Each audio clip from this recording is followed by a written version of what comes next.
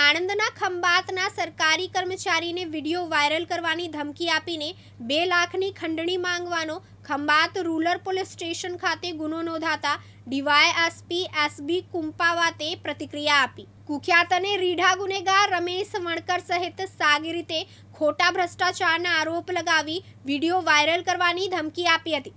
2 લાખ રૂપિયા આપો નહીં તો તમે કરોડોના ભ્રષ્ટાચાર કરો છો તે અંગેની વિડીયો જાહેરમાં તેમજ સોશિયલ મીડિયામાં વાયરલ કરી જાહેરમાં અપમાન કરીશું તેવી ખંભાતના સરકારી કર્મચારીને ધમકી આપી હતી। ખંડણીખોરોએ સરકારી કર્મચારી પાસેથી ખંડણી માંગ્યા બાદ વિડીયો વાયરલ કરતા સરકારી કર્મીએ ખંભાત પોલીસ મથકે ફરિયાદ નોંધાવી છે। સમગ્ર મામલે ખંભાત ગ્રામ્ય પોલીસ મથકે રમેશ ઈશ્વર વણકર અને ભુવેલના સભ્ય અજીતભાઈ સોલંકી સામે તપાસનો ધમધમાટ શરૂ કરવામાં આવ્યો છે।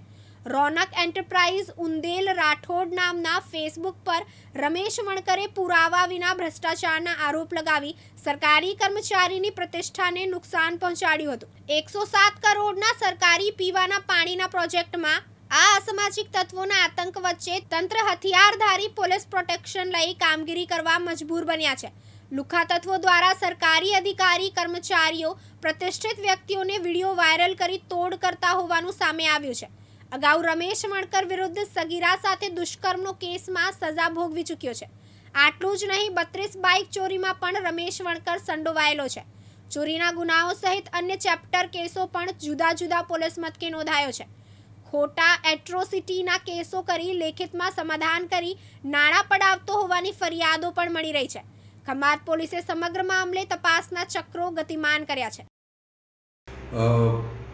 કાણીસા ગ્રામ પંચાયતના તલાટી જે છે પ્રવીણભાઈ ગિરજાશંકર શ્રીમાળી, જે અગાઉ 2023-24માં ભુવેલ ગ્રામ પંચાયતમાં તલાટી તરીકે ફરજ બજાવતા હતા, ઇન્ચાર્જ તલાટી તરીકે, એમણે ખંભાત રૂરલ પોલીસ સ્ટેશનમાં આવીને ફરિયાદ આપેલી છે કે સરકારશ્રીનો જે પાણી પુરવઠાનો જે પ્રોજેક્ટ છે જેમાંથી 33 ખંભાત તાલુકાના 33 ગામોમાં જ પાણી પૂરું પાડવામાં આવનાર છે, તે યોજના છે એના અનુસંધાને આ કામના સામેવાળા આરોપીઓ જે છે અજીતભાઈ ભૈલાલભાઈ સોલંકી, જે વોર્ડ નંબર 8માં સભ્ય છે, તેમણે આ જે ફરિયાદી તલાટી છે એમની પાસે એવું એલિગેશન કરેલું કે તમે આ જે યોજના છે એમાં કરોડોનું કૌભાંડ કરેલું છે, જો તમારે કૌભાંડ છુપાવવું હોય તો તમારે મને 2 લાખ રૂપિયાની ખંડણી આપવી પડશે એમ કહી અને એમની સાથે જીવાજોડી કરી અને ગાળાગાળી કરી અને જાનથી મારી નાખવાની ધમકીઓ પણ આપેલી।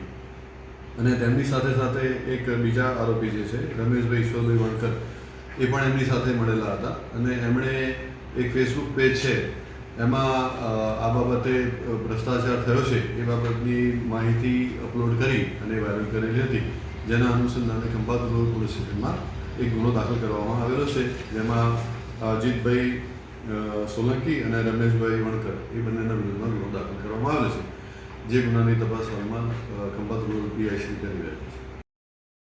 ભાવિન ડાભી, દિવ્યાંગ ન્યૂઝ, ખંભાત, આણંદ।